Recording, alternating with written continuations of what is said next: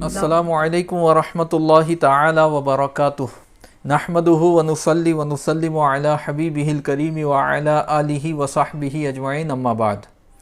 معزز ناظرین کرام، کچھ لوگ ہیں جو یہ کہتے ہوئے نظر آتے ہیں کہ ہمارے تو بھائی دو ہی اصول ہیں، ایک کتاب اللہ اور دوسرا سنت رسول، اور چونکہ کتاب و سنت میں کہیں اس بات کا حکم نہیں دیا گیا کہ تم اماموں کی تقلید کرو، لہٰذا ہم تقلید نہیں کریں گے، اور تقلید کرنا جائز نہیں بلکہ بدعت ہے اور حرام ہے اور شرک ہے اور نہ جانے کیا کیا کہہ دیا جاتا ہے۔ تو اس پر عرض ہے، اس سے قطع نظر کہ کتاب و سنت میں بھی تقلید کا حکم آیا ہے، فی الحال ہم اس سے قطع نظر کرتے ہوئے عرض کرتے ہیں کہ جس طرح ایک منکرین حدیث میں سے کوئی ایک جس طرح یہ کہتا ہے کہ میں صرف قرآن کو مانوں گا، احادیث میرے نزدیک حجت نہیں ہے، میرے لیے قرآن کافی ہے، تو حقیقت میں اس نے قرآن کو مانا ہی نہیں، اس لیے کہ قرآن مجید کی کئی آیات میں حکم آیا ہے کہ حضور صلی اللہ علیہ وسلم کی اطاعت کی جائے، آپ کے اقوال اور افعال کی پیروی کی جائے، اور حضور علیہ الصلاۃ والسلام کے اقوال و افعال اور تقریرات کے مجموعے ہی کا نام تو حدیث ہے۔ تو کوئی اگر ایسا دعویٰ کرے تو وہ اپنے دعوے میں جھوٹا ہے، کیونکہ قرآن پر ایمان تبھی صحیح ہوگا جب وہ حدیث کو بھی مانے گا۔ اسی طرح سے اگر کوئی کہے میں صرف قرآن اور حدیث کو مانتا ہوں، اجماع کو نہیں مانتا، تو حقیقت میں نہ اس نے قرآن کو مانا نہ اس نے احادیث کو مانا، اس لیے کہ قرآن و احادیث ہی میں اجماع پر عمل کرنے کا حکم آیا ہے اور اجماع کی مخالفت سے منع کیا گیا ہے، اور اجماع اس امت کے اجماع کو معصوم قرار دیا گیا ہے کہ امت کے علماء جس چیز پر اتفاق اور اجماع کر لیں وہی حق ہے، اس کے برخلاف باطل ہے، گمراہی ہے۔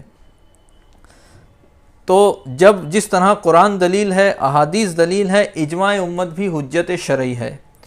اور کچھ مسائل قرآن کی صریح آیات سے ثابت ہیں، کچھ احادیث سے ثابت ہیں، اور کچھ مسائل اجماع امت سے ثابت ہیں۔ تو انہی ثابت شدہ مسائل میں سے ایک مسئلہ تقلید کا مسئلہ ہے۔ خود ابن تیمیہ نے بھی کہا، اجماعہم حجت قاطعۃ واختلافہم رحمۃ واسعہ، کہ علماء کا اجماع قطعی حجت ہے، یقینی حجت ہے، ظنی نہیں، یقینی قطعی حجت ہے، اور علماء کا اختلاف یہ وسیع رحمت ہے، مجمع فتاوی میں موجود ہے۔ تو اجماع حجت شرعی ہے، اور اجماع کا منکر یہ گمراہ بددین بد مذہب ہے۔ تو جب اجماع حجت ہے اور اجماع سے ثابت شدہ مسئلے کے برخلاف کرنا جائز نہیں ہے، تو اس مسئلے پر بھی اجماع ہے کہ عوام پر مجتہدین کی تقلید واجب ہے۔ تو اگر کوئی یہ کہے کہ میں صرف کتاب و سنت کو مانوں گا اور اجماع کو نہیں مانوں گا، یا اجماع سے ثابت شدہ مسئلہ تقلید کو نہیں مانوں گا، تو حقیقت میں نہ اس نے کتاب کو مانا، نہ اللہ کی کتاب کو مانا،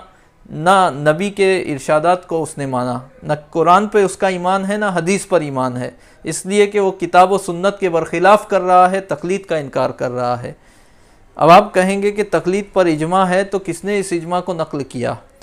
تو آئیے میں ماضی قریب کے علماء نہیں بلکہ ان علماء کے ان دو تین علماء کے حوالے پیش کرنا چاہتا ہوں جن کی امامت جلالت پر امت کا اتفاق ہے۔ چنانچہ تقریباً 850 سال پرانے امام موفق الدین ابن قدامہ مقدسی 620 ہجری میں جن کی وفات ہوئی، یہ اپنی اصول فقہ کی کتاب روضۃ الناظر و جنت المناظر اس میں فرماتے ہیں، وَأَمَّا التَّقْلِيدُ فِي الْفُرُوعِ فَهُوَ جَائِزٌ اِجْمَاعًا، رہا فروعی مسائل میں تقلید کرنا تو یہ اجماع بالاجماع جائز ہے، اس پر اجماع ہے، اس کے جواز پر۔ فَكَانَتِ الْحُجَّةُ فِيهِ الْإِجْمَاعُ، تو اس پر دلیل جو ہے وہ اجماع ہے، یعنی اجماع سے تقلید ثابت ہے۔ فرماتے ہیں بل وجب علی العامی ذالک، بلکہ تقلید عامی پر یعنی جو مجتہد نہیں ہے علماء میں بعض علماء اس بلند مقام پر فائز ہیں جسے مقام اجتہاد کہتے ہیں، تو جو لوگ اس بلند مقام پر فائز نہیں ہیں ان پر تقلید واجب ہے، وہ عوام میں سے ان پر تقلید واجب ہے۔ فرماتے ہیں وَذَهَبَ بَعْضُ الْقَدْرِيَّةِ إِلَىٰ أَنَّ الْعَامَّةَ يَلْزَمُهُمُ النَّظَرُ فِي الدَّلِيلِ فِي الْفُرُوعِ أَيْضًا، اور بعض قدریہ اس طرف گئے کہ عوام پر بھی فروعی مسائل میں دلیل یعنی قرآن و حدیث میں غور و فکر کر کے مسئلہ نکالنا واجب ہے، جس طرح کہ آج کے غیر مقلدین کہتے ہیں۔ 850 سال پہلے کے بزرگ کہہ رہے ہیں، 850 900 تقریباً کچھ کم سال پہلے کے بزرگ کہہ رہے ہیں کہ یہ جو مسلک ہے کہ ڈائریکٹ ہر مسلمان چاہے عامیہ ہو یا خاص ہو، عالم ہو یا غیر عالم ہو، ہر مسلمان پر لازم ہے کہ ڈائریکٹ قرآن سے مسئلہ نکالے، حدیث سے مسئلہ نکالے۔ امام موفق الدین ابن قدامہ کہتے ہیں کہ یہ قول جو ہے یہ بعض قدریہ کا ہے، یہ قول اہل سنت کا نہیں ہے، بلکہ اجماع تو اس پر ہے کہ جو مجتہد نہیں ہے اس پر مجتہدین کی تقلید لازم ہے۔ پھر اس کے بعد آگے فرماتے ہیں کہ یہ جو قدریہ کا قول ہے وَهُوَ بَاطِلٌ بِإِجْمَاعِ الصَّحَابَةِ، کہ وہ صحابہ کے اجماع سے باطل ہے، یعنی صحابہ کا اجماع ہے اس کے برخلاف یہ قول ہے۔ فرماتے ہیں فَإِنَّهُمْ كَانُوا يُفْتُونَ الْعَامَّةَ، اس لیے کہ صحابہ عوام کو فتویٰ دیا کرتے جو مجتہد صحابہ تھے، وَلَا يَأْمُرُونَهُمْ بِنَيْلِ دَرَجَةِ الْاجْتِهَادِ، اور ہرگز عوام کو اجتہاد کے درجے تک پہنچنے کا حکم نہیں دیتے، یعنی یہ نہیں کہتے کہ تم دلیل میں غور کرو، ہم سے کیوں فتویٰ پوچھ رہے ہو، جاؤ قرآن میں دیکھو، حدیث میں دیکھو، نہیں، مجتہد صحابہ فتویٰ دے دیتے اور ان مجتہد کی وہ مستفتی جو ہوتے عوام میں صحابہ وہ ان کی تقلید کرتے۔ فرماتے ہیں ذالک معلوم بالضرورہ والتواتر، کہ یہ بات جو ہے یقینی طور پہ معلوم ہے اور تواتر کے ساتھ معلوم ہے، من علمائہم و عوامہم، صحابہ کے علماء اور صحابہ کی عوام و خواص سے صحابہ سے یہ مسئلہ جو ہے یہ یقینی طور پہ اور تواتر سے ثابت ہے، لہٰذا اب جو اس کا انکار کرے گا وہ گمراہ ہے، بد دین ہے، بد مذہب ہے۔ اب آئیے ایک دو اور شہادتیں دیکھ لیجئے۔ امام شہاب الدین قرافی مالکی رحمۃ اللہ تعالی علیہ، جن کا وصال ہوا، جن کی وفات ہوئی 684 ہجری میں، یہ اپنی کتاب الذخیرہ میں کیا لکھتے ہیں؟ امام شہاب الدین قرافی مذہب امام مالک کے مستند فقیہ گزرے ہیں، اور ان کی امامت اور جلالت شان پر بھی اہل سنت کے علماء کا اتفاق ہے، اور یہ بھی تقریباً 750 سال پرانے بزرگ ہیں۔ یہ فرماتے ہیں قال ابن القصار، امام ابن قصار نے کہا، قال مالکن، حضرت امام مالک رحمۃ اللہ تعالی علیہ نے فرمایا، جو امام مجتہد ہے حضرت امام مالک، کیا فرمایا؟ یجب علی العوام تقلید المجتہدین فی الاحکام، کہ عوام پر احکام میں مجتہدین کی تقلید کرنا واجب ہے، وہو قول جمہور العلماء، اور یہ جمہور علماء کا قول ہے، یعنی اہل سنت کا قول ہے، خلافا لمعتزلتی بغداد، برخلاف بغداد کے معتزلیوں کے، یعنی بغداد کے معتزلیوں نے یہ کہا کہ عوام کے لیے تقلید جائز نہیں ہے، ان پر بھی لازم ہے ڈائریکٹ قرآن و حدیث سے مسئلہ نکالے، جب قرآن و حدیث موجود ہے تو تقلید کی کیا ضرورت ہے، عوام پر بھی لازم ہے کہ وہ قرآن و حدیث سے مسئلہ نکالے۔ یہ بغداد کے معتزلیوں کا قول ہے، یہ قدریہ کا قول ہے، جیسا کہ ابھی اس سے پہلے حوالہ گزرا، اہل سنت کا یہ مذہب نہیں ہے، صحابہ کا یہ مذہب نہیں ہے۔ الذخیرہ جلد اول صفحہ 104، دارالغرب الاسلامی بیروت۔ اس طرح کے 20 حوالے پیش کیے جا سکتے ہیں جن سے یہ ثابت ہوتا ہے کہ عوام پر مجتہدین کی تقلید واجب ہے۔ اب یہاں ایک سوال پیدا ہوتا ہے، اسی طریقے سے ایک اور حوالہ سن لیجئے۔ امام زرکشی شافعی رحمۃ اللہ تعالی علیہ 794 ہجری میں جن کا وصال ہوا، یہ اپنی کتاب البحر المحیط جلد 8 صفحہ 332 پر فرماتے ہیں یجب علیہ التقلید فی فروع الشریعۃ جمیعہا،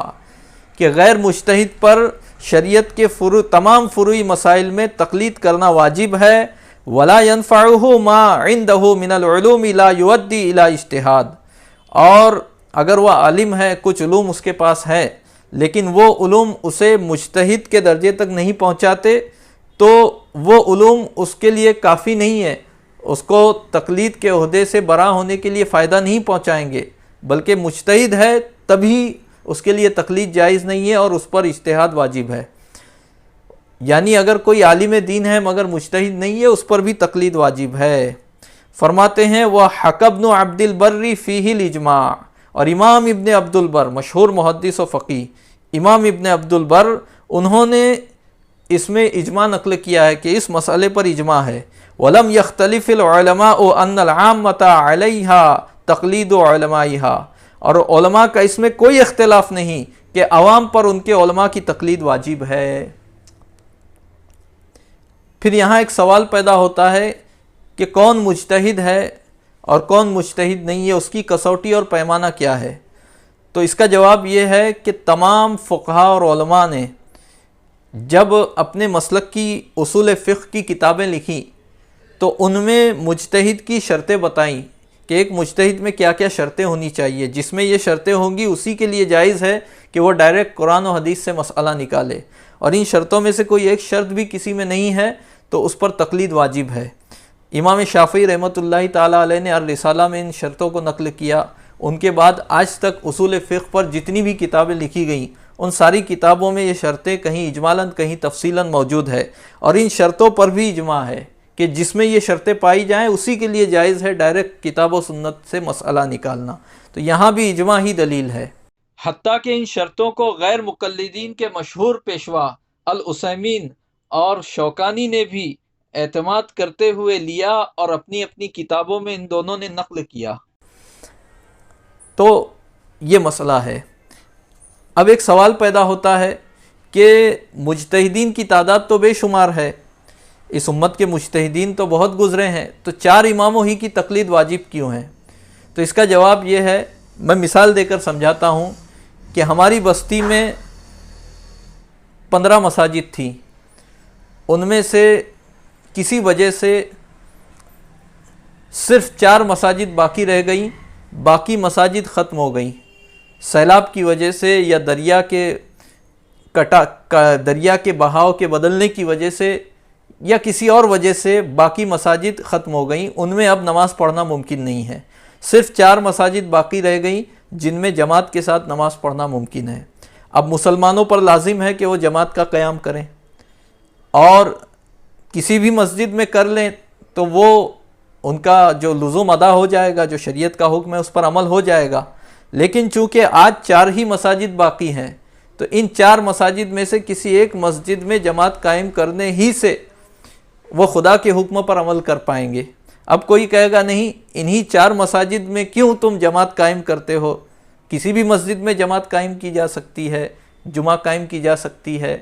تو تم ان 4 مساجد ہی میں کیوں قائم کرنے پر اصرار کرتے ہو؟ تو وہ یہی جواب دیں گے کہ اور مساجد ہوتی تو ہم کہتے ہیں وہاں بھی جاؤ، لیکن چونکہ یہ 4 مساجد ہی باقی رہ گئی ہیں تو اب یہی ہو سکتا ہے۔ تو ٹھیک اسی طریقے سے آج کتابی شکل میں جس تفصیل سے یہ 4 مذاہب موجود ہے اس تفصیل سے دیگر مذاہب موجود نہیں ہیں، یعنی کسی مسلک پر عمل کرنے کے لیے جتنی تفصیل چاہیے اتنی تفصیل کے ساتھ یہ 4 مسلک ہی موجود ہیں، کتابی شکل میں باقاعدہ مدون ہیں۔ ان 4 مسلکوں میں سے ہر مسلک کے اصول، فروع، دلائل، قواعد،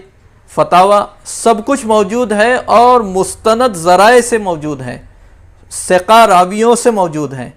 اتنے مضبوط طریقے سے اور اتنی تفصیل سے دیگر ائمہ مجتہدین یہاں تک کہ صحابہ کے مجتہدین جو تھے ان کے بھی مذاہب جو ہے موجود نہیں ہے۔ تو اب سوائے اس کے کوئی چارہ نہیں کہ یہ جو ہم پر تقلید کا فریضہ عائد ہے یہ ہم ادا کر سکتے ہیں، یا تو امام ابو حنیفہ رحمۃ اللہ تعالیٰ علیہ کے مسلک پر عمل کر کے، یا تو حضرت امام شافعی رحمۃ اللہ تعالیٰ علیہ کے مسلک پہ عمل کر کے، یا حضرت امام مالک یا حضرت امام احمد رضی اللہ عنہما کے مسلک پر عمل کر کے۔ اس کے علاوہ کوئی کسی بھی مجتہد کا مسلک موجود نہیں ہے، اگرچہ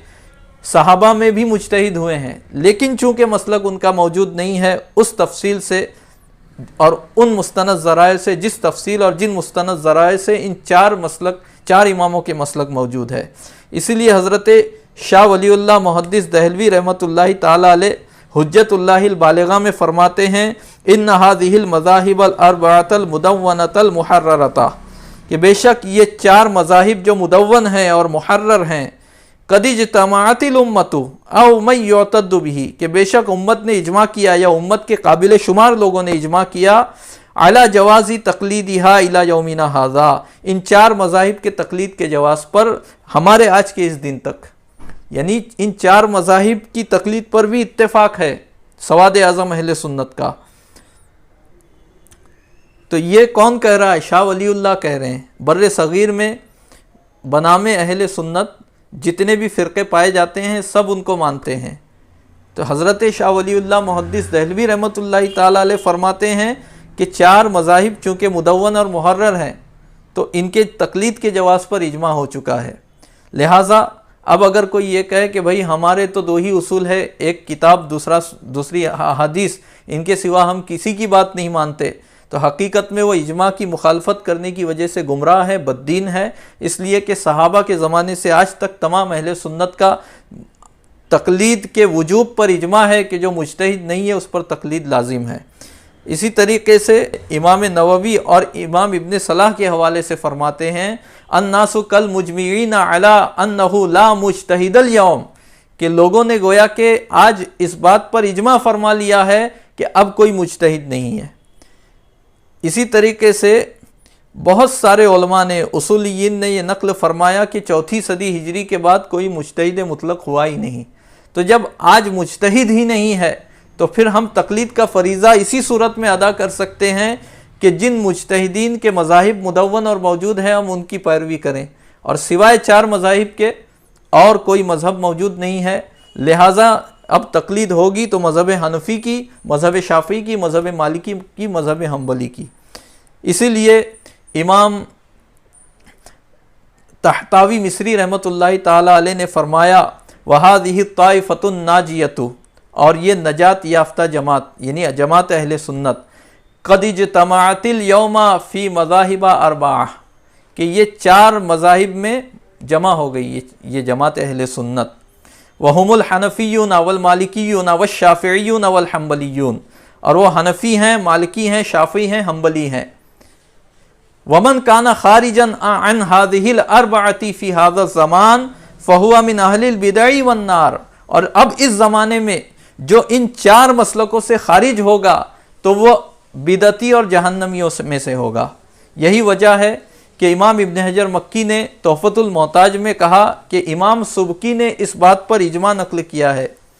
ये बात किया है कि मज़ाहिब अरबा की मुखालफत इजमा के मुखालफत के हुक्म में है, ये कहा। लिहाजा वो कौल जो मज़ाहिब अरबा के ख़िलाफ़ है वो इजमा के ख़िलाफ़ के हुक्म में है, उस पर अमल करना जायज़ नहीं है। तो जो कुछ कहा गया अल्लाह ताला समझने, इसके मुताबिक अमल करने की तौफ़ीक़ अता फ़रमाए। ये किस्सा लतीफ़ अभी ना तमाम है, जो कुछ बयां हुआ है वह आगाज़ बाब था।